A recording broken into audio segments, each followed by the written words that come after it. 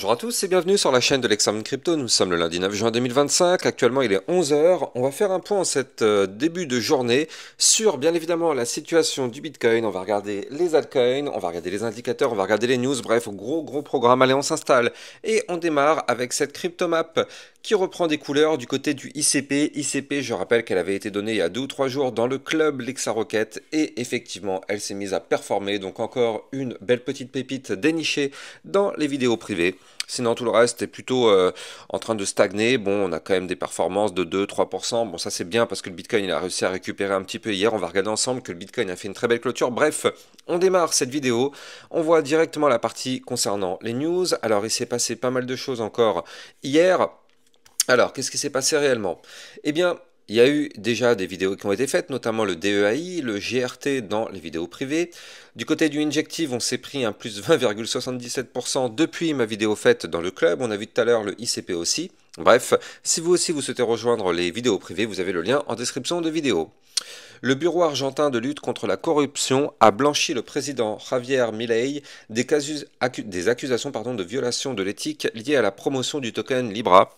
Il estime que la publication sur son compte personnel ne constituait pas une approbation officielle du gouvernement.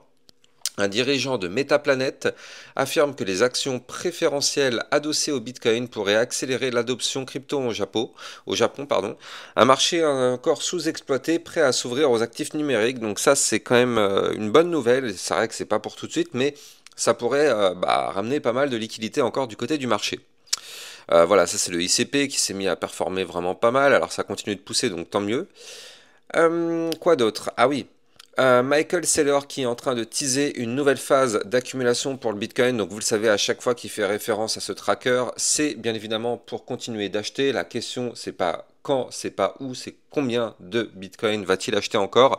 La dernière fois, c'est-à-dire lundi dernier, il avait accumulé 768 Bitcoin. Alors c'est faible par rapport à cette entreprise. Au début, ils accumulaient environ 10 000, 15 000 Bitcoin à chaque fois. Là, lundi dernier, c'était à peine 760, un truc comme ça. Ce qui est déjà colossal, bien évidemment, pour nous, mais à leur échelle, c'était beaucoup plus faible que d'habitude. Donc est-ce que là, ils vont faire un grand coup? On verra ça tout à l'heure. De toute façon, on aura la réponse très sûrement aujourd'hui. Le député Burchett propose la loi HR 3798 pour créer une réserve stratégique de Bitcoin aux États-Unis. Objectif, inscrire dans la loi le stockage d'actifs numériques comme ressource nationale. Alors ça, c'est le début de quelque chose si ça se valide. Larry Fink alerte, les États-Unis sont en train de secouer les fondations de la mondialisation. Il prévient, l'inflation pourrait exploser dans les 5 prochains mois si les tarifs douaniers entrent en vigueur. CZ qui nous dit que le succès n'est jamais final, l'échec n'est jamais fatal, c'est le courage de Hold qui compte. Donc effectivement, je pense que oui, il a largement raison, hein. C'est vrai que c'est holder sur la durée. C'est quand même très dur mentalement, on le sait, hein, avec les montagnes russes que sont les crypto-monnaies, c'est quand même très difficile mentalement. On peut se bouffer des plus 70%, le lendemain des moins 50%, enfin ça va très vite, il y a énormément de volatilité, c'est très dur. Donc c'est pour ça que effectivement ce proverbe a clairement du sens. Du côté du calendrier macroéconomique, donc il va rien se passer aujourd'hui, il va rien se passer demain. Par contre, ça commencera mercredi 11 juin, avec le discours, bon, on s'en tape, je le dis même pas, avec voilà les indices IPC Core mensuel mai, l'indice IPC annuel mai, l'indice mensuel mai et le stock de pétrole brut. Et n'oublions pas que la semaine prochaine, regardez ce qui nous attend mercredi prochain, le 18, c'est exactement dans 9 jours, décision de la Fed sur les taux d'intérêt. Les amis, ça va être quand même quelque chose à surveiller. C'est ce que d'ailleurs tout le marché crypto attend, enfin tout le marché d'ailleurs de base attend. Pour l'instant, on ne sait pas encore, il n'y a pas de consensus qui a tapé sur une hausse ou sur une baisse des taux ou sur un fait que les taux ne vont pas changer. Pour l'instant, on n'a aucune info, on connaît juste le taux précédent. Et je pense que dans quelques jours, on aura la prédiction et on verra après si la prédiction s'avérerait être exacte. Allez, on va démarrer notre analyse technique sur le Bitcoin. Bien évidemment, je rappelle à tout le monde que tout ce que je vais dire n'a en aucun cas un conseil financier. C'est à vous de faire vos propres recherches. Et n'oubliez pas que le trading de crypto-monnaie comporte des risques de perte partielle ou majeure. On démarre sur notre Bitcoin et d'ailleurs directement avec la map de liquidité, on voit directement ici deux clusters. On en a un qui est juste en dessous, ici à 103 800, donc entre les 103 800 et les 103 000. Et on en a un autre qui se forme ici à 107 100 jusqu'au 107 600 environ. Donc là, c'est intéressant, on est pile poil au milieu de tout ça. De quel côté on va aller chercher les liquidités? Eh bien écoutez, réponse dans cette vidéo, si j'arrive à retrouver mon Bitcoin, bien évidemment.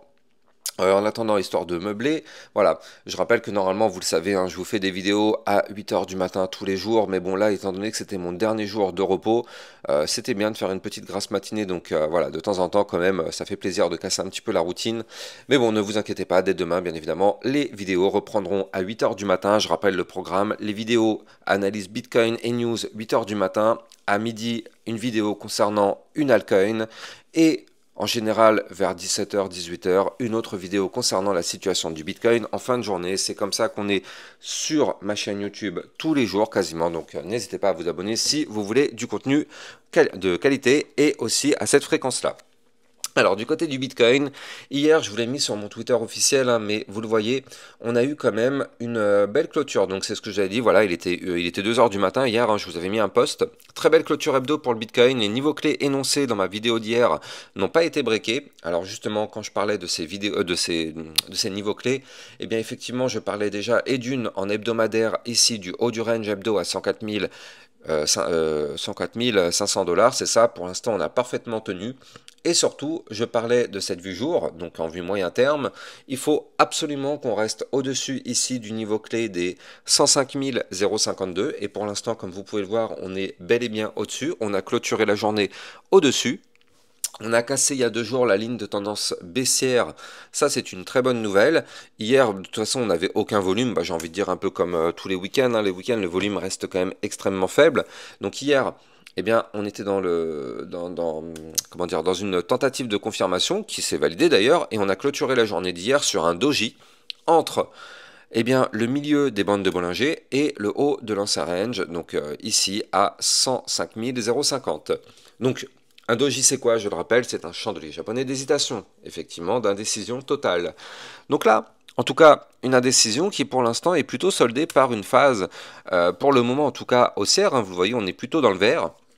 Maintenant, il y a un problème, c'est que là, déjà, il y a 2 niveaux clés à breaker. Le premier, eh bien, il est ici, c'est celui-là qui nous rejette actuellement à 105 988. Donc là, déjà, ça correspond au dernier point haut. Donc pour l'instant, ici, ça ne sert à rien d'espérer quoi que ce soit, on n'ira pas plus haut. Et si on doit continuer de pousser, eh bien, on a ce milieu des bandes de Bollinger ici à 106 562. Donc là, c'est pareil, vous le voyez, hein, ça ne sert à rien d'espérer quoi que ce soit si on n'arrive pas à breaker ce niveau clé non plus. Par contre, si on arrive à péter ces niveaux clés, alors dans ce cas, qu'est-ce qui va se passer? On va continuer de pousser pour aller chercher bien évidemment des points plus hauts.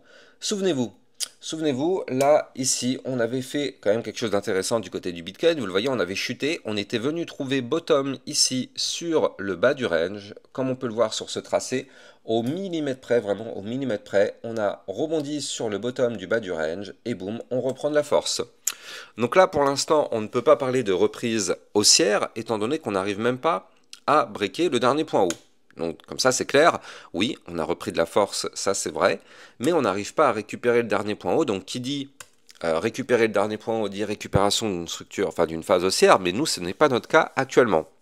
Nous on est en train de travailler ce point clé, c'est un point pivot bien évidemment, mais malheureusement pour l'instant on n'arrive pas à le récupérer. Donc est-ce qu'on va y arriver ou pas? Ça c'est toute la question. Dans tous les cas, ce qu'il faut se dire, c'est que tant qu'on est au-dessus du haut du range, je redonne le niveau clé, donc tant qu'on est au-dessus des 105 050, pour l'instant tout va bien.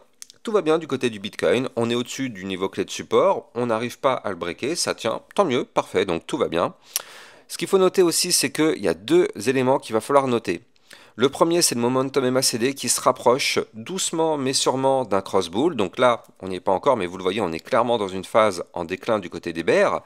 Donc là, il y a la place de mettre encore peut-être 1, 2, 3, 4, allez, 4 ou 5 journées encore avant qu'on puisse avoir eh bien, un cross-bull. Donc pour l'instant, on patiente, c'est pas validé, mais ça pourrait effectivement s'activer dans la semaine. Il faut noter aussi que du côté du RSI, on est toujours à peine à 53, donc ça reste quand même relativement bas. Donc on a de la place pour pousser. Et si on pousse, bien évidemment, on ira chercher les 107 190, 107 872 Et puis après, on pourrait remonter doucement pour aller rechercher potentiellement la TH en passant par la résistance des 109 470. Et on pourrait aller chercher la TH ici à 111 757, voire même pourquoi pas les mèches à 111 900 $ pour venir de nouveau titiller la ligne bleue que vous voyez ici, qui je le rappelle est la ligne historique haussière long terme, qui n'a strictement jamais été breakée dans le passé. Donc est-ce qu'on va réussir à le faire cette fois-ci? Eh bien c'est toute la question justement. En tout cas, je rappelle la position du Bitcoin. Actuellement, on est sur un Bitcoin qui avait formé ici une épaule, tête, épaule, donc ça on le sait, c'est une figure chartiste baissière, mais comme vous pouvez le voir, cette figure chartiste n'a pas été validée, donc au final, pour l'instant, elle n'est pas menaçante. Je ne dis pas que elle va pas nous mettre dans la misère dans quelques jours, mais en tout cas, pour le moment, cette figure chartiste n'est plus menaçante, étant donné qu'on est au-dessus de la ligne de coup du pattern, elle n'est pas en train de nous menacer directement. Peut-être plus tard, si jamais on retombe, effectivement, elle va nous menacer de nouveau, mais pour le moment, en tout cas, elle ne nous menace pas du tout. Par contre, là, ce qu'on avait détecté aussi depuis maintenant plusieurs semaines, eh bien, c'est le fameux bull flag, souvenez-vous ici, avec le mouvement entrant qui est haussier, puis derrière, on a fait un mouvement baissier, on a dessiné ensemble sur ma chaîne YouTube la ligne de tendance baissière, et donc évidemment, on le sait, ça, ce type de pattern, en général, a plus de probabilité de breaker par le haut. Bingo, c'est ce qui s'est passé, on a cassé la ligne de tendance baissière, on a validé le bull flag, le problème c'est que maintenant on manque de volume. Alors oui, ok, on a une figure validée, on a un bull flag validé, on a cassé la ligne de tendance baissière qui est quand même un joli signal, mais on manque de volume. Là, avec des bougies comme ça, on va aller nulle part. Clairement, on va aller nulle part. On a besoin de bougies qui ont plus de volume. Des bougies de ce type-là. C'est des bougies comme ça qui sont là pour marquer un grand coup, le graphique, et donner une vraie information. Mais là, avec des micro-bougies comme ce qu'on a actuellement, on est clairement en manque de volume. Et sans ces fameux volumes, bah justement, on ne peut pas avoir de réel mouvement. Même si on valide un pattern, on n'a pas de mouvement qui suit parce qu'effectivement, il n'y a pas de volume. Ça veut dire qu'il y a une validation d'un pattern, mais les acheteurs ne veulent pas acheter, ou du moins les traders ne veulent pas trader le pattern. Donc c'est pour ça que là, il va falloir vraiment, dans les prochains jours, du volume. Si on n'a pas de volume, malheureusement, ce ne sera pas une bonne information. Ce sera clairement pas une bonne information parce que du coup, on valide un pattern sans volume. Ça vous donne quoi comme image? Ça vous donne une image plutôt négative. Bon, on n'y est pas encore, on verra ce qui va se passer dans les prochains jours, on n'est pas au Nostradamus, on n'a pas de boule de cristal. En tout cas, ça reste quand même hyper encourageant du côté du Bitcoin quand on voit effectivement sa configuration. Et je rappelle que d'un point de vue long terme, bien sûr, sur le Bitcoin, la structure est toujours haussière avec des points hauts de plus en plus hauts, des points bas de plus en plus hauts. Là, les points hauts qui ont été formés au-dessus du range hebdomadaire sont toujours maintenus. Donc pour l'instant, long terme, on est haussier. Moyen terme, on est pas encore tout à fait haussier, mais on pourrait rapidement le redevenir si on arrive à casser le dernier point haut et remonter. Ce qu'il faudrait, ce qui serait vraiment génial, c'est que dans les prochaines semaines, on break la TH, comme ça nous formerait alors une belle petite anse comme ceci, et boum, on décolle pour aller chercher les 120-130 000 $. Ça, ce serait quand même assez intéressant. D'ailleurs, hier, je vous avais demandé pour vous, vous pensez que ce sera combien le top du marché? J'ai regardé un petit peu les commentaires, j'ai vu que vous étiez quand même nombreux à penser qu'on aura un top entre les 120 000 et les 130, peut-être même les 150 000 $. Et je tiens quand même à vous féliciter parce que vous êtes raisonnable. Alors, peut-être qu'on se trompe, parce que moi c'est pareil, je pense qu'on aura un top dans cette zone-là. Donc peut-être qu'on se trompe, c'est vrai, peut-être qu'on se trompe. Mais en tout cas, on est raisonnable. Et il vaut mieux avoir une bonne surprise plutôt que dès aujourd'hui se dire que le top sera peut-être, j'en sais rien moi, à 300 000 $. Et au final, le top, il est à 150 000 $. Et là, dans ce cas-là, la surprise, elle sera beaucoup plus difficile à digérer. Parce que derrière, quand on s'attend à prendre des profits, par exemple, à 120 000 $, je rappelle que sur ce cycle, le Bitcoin a démarré à 16 000 $. Donc tous ceux qui ont buy the dip et qui ont investi, d'ailleurs, nous, sur ma chaîne YouTube, c'est ce qu'on a fait en 2022, quand on avait lancé le DCA en novembre 2022, le Bitcoin, il était à 15 000, 16 000. Donc effectivement, déjà, on a des profits sur ma chaîne YouTube, et je le sais, vous êtes nombreux à me le dire en commentaire tous les jours, donc bravo, félicitations à vous. Et donc du coup, il y a forcément des moments où les gens vont prendre leurs profits.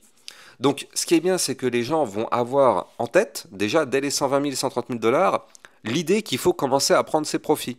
Alors que si par exemple on attend les 250 000 ou les 300 000 dollars, dans notre tête ça veut dire qu'on va prendre nos profits à ce moment-là. Et donc on prend un risque malheureusement, eh bien, qui est malheureusement la fin du cycle avant, avec le bear market qui arrive avant qu'on ait atteint sa target. Et malheureusement, encore une fois, on n'aura pas pris nos profits et ça va s'effondrer. Et on repartira la queue entre les jambes.